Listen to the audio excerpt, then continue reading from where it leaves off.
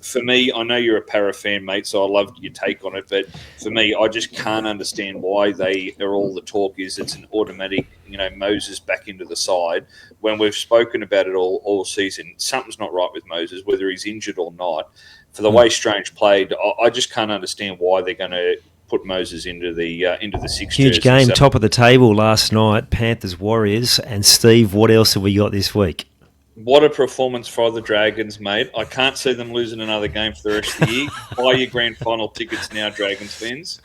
Oh, mate, I like your confidence, but let's not get too far ahead of ourselves. They nearly blew it, but I did enjoy them seeing they get their first win, even if they were barely hanging on at the end. You must have started to get a bit nervous when the Bronx were coming for you. Well, I did. Not for. I didn't think the Broncos were going to get them in the end. I just thought, the old saying that losing becomes a habit. The poor old Drags, that losing's become a habit for them, and you could just see the Broncos growing a leg. And the more the Broncos grew, the doubt started to creep in a little bit. But look, hats off to the Dragons. They've busted their ass for. The entire season. They've tried so hard and have been unlucky in games and just haven't been good enough in others, no question. But they come out of that from the opening whistle. They come out against the Broncos at home for the Broncos. It was a fairly packed house. They only open up the top tier at Suncorp when there's a lot of people in the joint, and they did really well.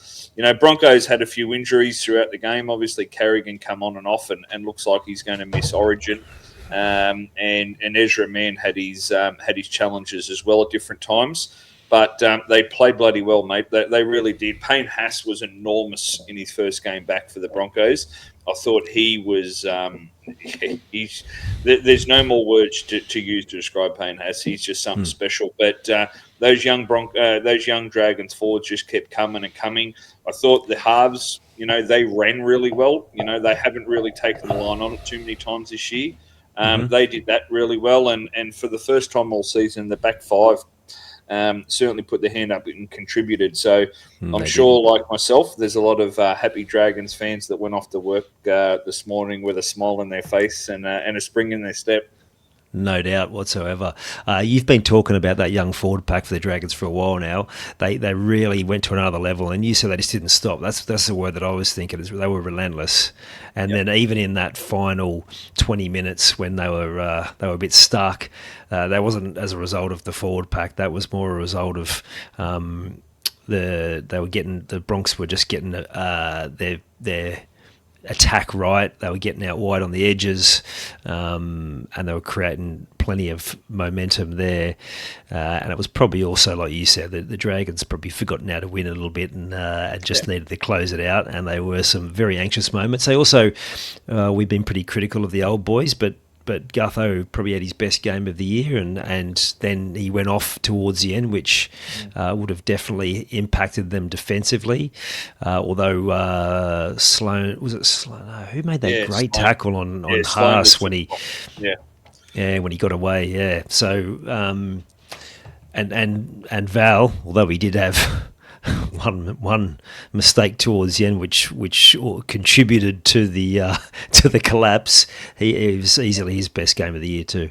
Yeah, no, he certainly did well, mate. But that young forward pack, the two Couchmans just continue to impress. I thought, they were unlucky with Blue's selection, as crazy as it sounds at the start, and they just continue to get better. So I'd be doing everything I could on the back of the four big signings for next year, everything I could to re-sign all those young forwards on long-term contracts, because they're going to be the future of the club.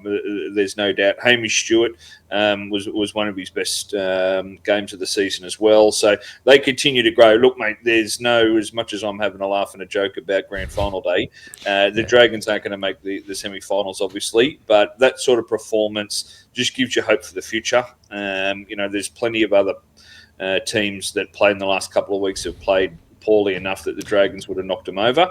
So there's no semi-final around the corner for them, but certainly some green shoots, mate, and some positivity to take into the next sort of 3 or 4 months of rugby league.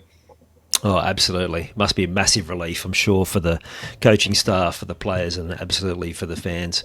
There was a bit of Origin news out of that game. Like you said, Payne Haas was enormous. He'll walk straight back into the Blues. Pat Carrigan, that's going to be a pretty. If it turns out he's out for a while, which it sounds like he will be, that's going to be a pretty costly out for the Queenslanders.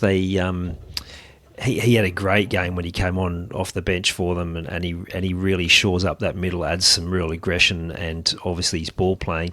So probably not the best day for the Queensland Origin team. Now, speaking of impacts on Origin teams, Casey McLean, it sounds like Stephen Crichton's going to be out for perhaps an extended period of time. We talked about McLean just staying in the team, but it sounds like he's just going to walk straight back in with that injury. Yeah, it's big news if we're still waiting on final reports and scans, etc. But if Crichton is out, look, we were both a little bit unsure about his selection in Origin 1. And outside a couple of line breaks late in the game, when the Maroons were down to 12, I didn't think he had a huge game as it was. So for him to be out, Casey McLean will come straight in. And I think that's a huge positive for the Blues. I think he showed it again backing up. You see a few of these young players back up after their first couple of Origins and see really what they're made of. And Casey McLean was one of the handful that really stood out for the Panthers against a really red-hot Warriors, threw a fair bit at him. So, he'll come in and it'll be a huge occasion for him. Hopefully he continues and picks up where he left off after Origin 1. But big news for the Origin for the Blues already. Yeah, absolutely. Now, on that game, the Panthers got him in the end, and they were missing a couple of their Origin stars. What do you think we can get out of that game? I mean, the Panthers continue to show up just about no matter who they've got in the team. But do you think Warriors lost any fans after that performance? Look, I don't think they're going to lose any fans. They themselves can look at Capewell. They can look at Barnett, who were both out. Obviously, RTS is out for the rest of the season, so we can't count him into it. But to your point, mate, Cleary, Yo, and Tuo, they're probably the three best in their position in the comp, or very close to it. So, I know the Warriors fans won't be happy, and they've already had a dig at us over the last couple of weeks on socials. But the Warriors would have been that Warriors side would have been expecting to win. Those two forwards don't for me offset Cleary, Yo, and Tuo in the backfield. So, look, by no means do I think the Warriors have lost fans. I still think that those two teams will be there on grand final day. But I certainly think the Panthers have just got that little bit of an edge and that one up after this weekend. I won't make any comments about refereeing for either team there because we obviously upset them. We want to keep them on side. And actually, maybe we don't. I don't know. But we just call it as we see it. Yeah. I think, like you said, both teams had players out. It showed that they are the best two teams, and there's certainly plenty to like for both of them heading into the end of the year. I still don't think it's just those two. I think there'll be other people who'll be having a say. And we talked about people, the young blokes going back in the Origin. That's always been the talk from Origin coaches. They got to go back into club football and show that they're now Origin players. And another bloke who did that, and in spades, was Strange. He was a beast. How good. Yeah, he certainly was, mate. Well, what I liked about him, a couple of times he popped up on the left-hand side. So he's traditionally, for Canberra, plays on that right, but popped up a couple of times on the left for them. And the Cowboys, while the score ended up 26-12, Canberra sort of won convincingly, the Cowboys threw a fair bit at them. The Cowboys really, really went out there hard. I thought they played well without a couple of the Origins players playing big minutes. But Strange was a standout. So, you can see the confidence he grew going into that Kangaroo tour last year. and then again into the Origin side. He must feel 10 foot tall and bulletproof right now, and he's playing like it. So for me, I know you're a Para fan, mate, so I loved your take on it, but for me, I just can't understand why they are all the talk is it's an automatic, Moses back into the side when we've spoken about it all season. Something's not right with Moses, whether he's injured or not. For the way Strange played, I just can't understand why they're going to put Moses into the 6 jersey. So how do you sit on that, mate? Well, I've been saying all year that he hasn't been great. His best game of the year was the game before Origin was announced. If he is 100% fit, and we just don't know what the story is there, well, he's had success in the last few years, and that can't be denied. Whenever he's played, they've been a lot more competitive. I just think it's a really good problem to have, and that's Laurie's call. By the sound of it, both of them will be there either way, so one of them will be starting and one on the bench. You just can't deny the impact that Ethan Strange has had, and people have been saying for a couple of years now, he's still only 19, is that right? People have been saying for a while now that he's a 10-year Origin player. Well, he is just proving that and then backing it up again on the weekend with an impressive performance. So, mate, as a Para fan, I hope they don't pick Moses and he can come and play club football because God knows we need him. But, I don't think you can go too wrong either way. Just on the Raiders, I reckon they might go on a bit of a run now. The Cowboys threw heaps at them whenever they had the ball, and the Raiders just scrambled really well. We saw with Dane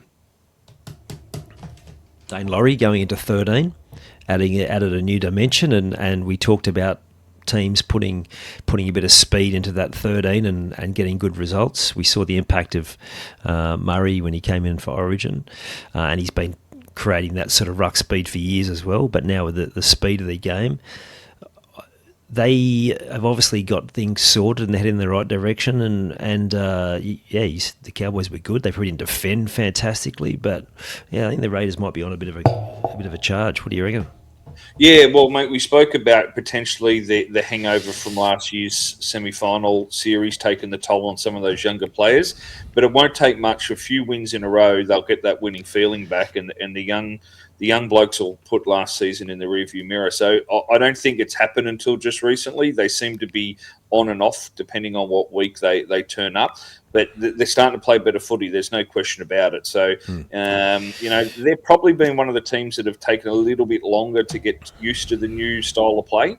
But they were pretty impressive on the weekend. I couldn't agree with you more, mate. So if they can get a good run through Origin, get a few wins under their belt, then they could come home with a wet sail. Yeah, absolutely. The other Ethan Sanders was very impressive again. Seems he's got the defensive work sorted, and he's just a natural footy player as well. So they've got good things coming for them too. All right, so what else have we got this weekend just gone? My tipping is just so bad. I've been trying to play catch up, throw a few upsets in, and try and then pick a few winners. But I got my upsets back to front, so I think I got one in the end. Oh no, mate! You're getting worse. You don't go chaser, mate. You're going to get further behind.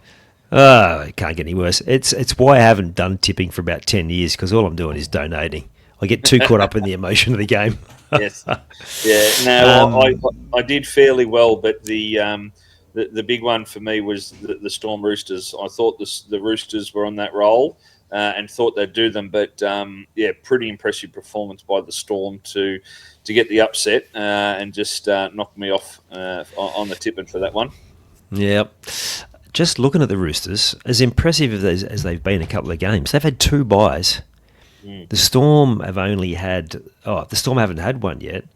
So when you look at that raw wins, the Storm are only 2 wins behind a team that were thinking, okay, well, they're in the top 4. Yep. So there's plenty of football still to go. I still don't think the Storm have done anything that's going to scare the top teams, but if they can scrape into the 8, there's one team you will not want to be playing. The only concern is that I don't think they rested anyone from Origin, did they? No, I think they may not have played their normal minutes, but they certainly played. They certainly backed up. Let's put it that way. Look, my take on the Storm is that they dragged their feet on the new style of game, right? So they weren't happy with it. Munster and Hughes have only just recently commented again about that they're not happy with the style of play. They don't watch it anymore themselves. So I think they have been the worst team to adapt to the new style of play.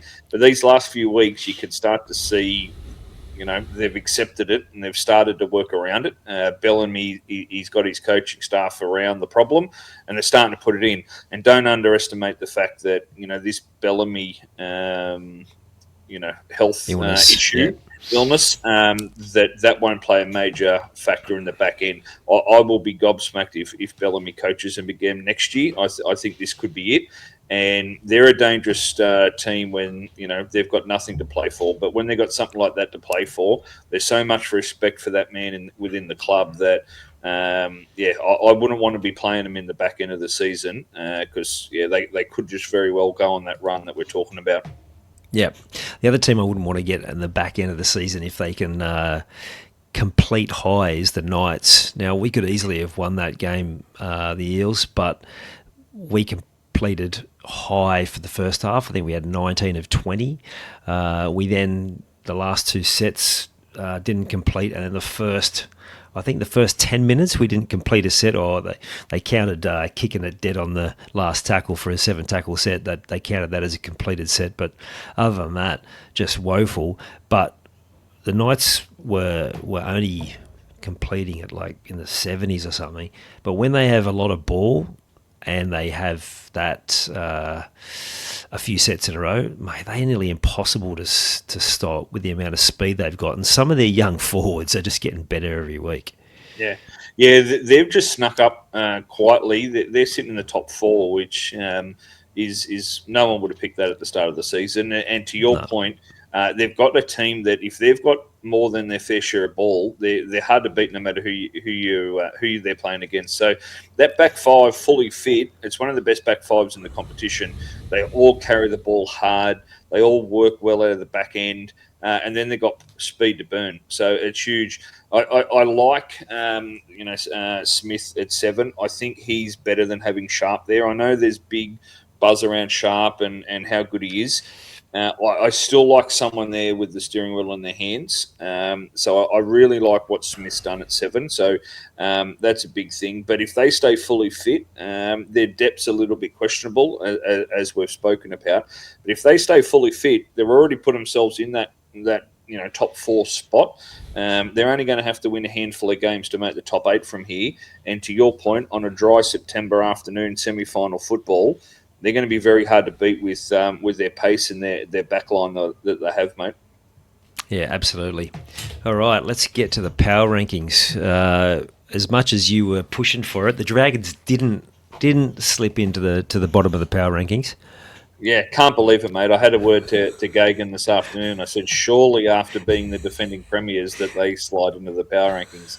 But after he laughed me off, mate, no. Look, his only change was for the Cowboys to drop out, for the Knights to take their spot there in 5. So he's got Penrith at 1 and Warriors at 2. He thought the Warriors were impressive enough in defeat against Penrith to hold on to that spot. And then Manly, Roosters, Knights to round out the 5. So I think there could be some chops and changes over this Origin period. I can only see a few more restings coming. Obviously, they'll sit out before Game 2 and Game 3, the Origin Stars. So I think there'll be plenty of movement in those power rankings. But look, it's hard to argue with Penrith Warriors at the top and clear standouts for 1-2 for me. Yeah, absolutely. I'd love to get your thoughts on this. Just on para, plenty of talk in the on the pages and fan groups about how Andy Raymond, who's a well-known para fan who's done a fair bit of time on Fox Sports, and you and I both worked with him back in the day. He was pretty critical, and he thinks Rolls has taken them backwards. I can't agree, given the thing that I keep hearing from different people is where are they spending their salary cap? We've got big money in Moses and Junior Borlo, but apart from that, like it's just bits and pieces and young guys, and it's just a poor list. Like, Yeah. To me, that says the problem's in recruitment. And while he would obviously have a say in that, he's not the guy making those decisions. Because we seem to get linked with everyone, but apart from missing out on Galvin and Kaloa Matangi, we haven't really been in the race for anyone else of note, and don't look to be. Thoughts? Yeah. Look, Para's one of those clubs you'd love to go back behind the red curtain and see their books and see who they're paying what, because someone out there is making more money than they should be. There's no question. Obviously, Dragons back rower Jaden Sewer's been signed for next year. Look, he's a good footballer. Whether you argue he's on the back nine of his career or not, time will tell. It's been a while since he's played. He missed out rep footy this year due to injury, so it'd be interesting to see how he comes back and makes a difference for Para. But yeah, look, for mine, you're right, mate. If you look across the Para lineup, there isn't any person who's the number one player in the competition in that position. So, there's people there that their list management's obviously out. Last year they seemed to go for that. That new younger player. They went for that future planning, so to speak. So I think Andy Raymond's been a little bit harsh on them. It's whether last year, we've seen it with Canterbury, whether last year's results were a little bit of fool's gold or not with a few clubs. And this year where we've started to see, some realistic results is an interesting one. Canberra, Parramatta, Canterbury, they've all seemed to go backwards. Now, whether that's just an anomaly or whether there was something different in the game or not. But I couldn't agree with you more, mate, that they don't have a starring player. For mine, Moses doesn't make Origin and Strange does. Well, and they're not close to having a rep footballer. Do you know what I mean? So yeah, I agree. So whether you blame that on Riles or whether you blame that on the list management, Parramatta for mine are in a similar spot to the Dragons and to Canterbury, where there's seriously. A look needs to be looked at several different parts of the organisation, not just the coach. Yeah, agreed. All right. We will dive into the weekend's games on Wednesday. We'll have more news after we've had Team List Tuesday tomorrow. Anything else before we wrap up today, mate? No, can't wait for Team List Tuesday, mate. There's a lot of injuries floating around. Now Penrith are 4 points clear. I think there could be some more restings, whether it's this week or not. So I think Team List Tuesday will be a real interesting one to see where a few teams are going, and a few of these star players. Word is South of welcoming 3 rep players back, and a couple of others will be missing from a few other clubs. So really look forward to having a chat with you on Wednesday. Yeah, absolutely. It will be really interesting. We look at the Panthers last year, where they didn't have the luxury to do much resting towards the end. We all know how they are always primed for September, and with that luxury this year, they could prove to be well too good for the field. So, which is disappointing, given that they've been at the top there for 6 years now. It is, mate. See you Wednesday, mate. Cheers, bud.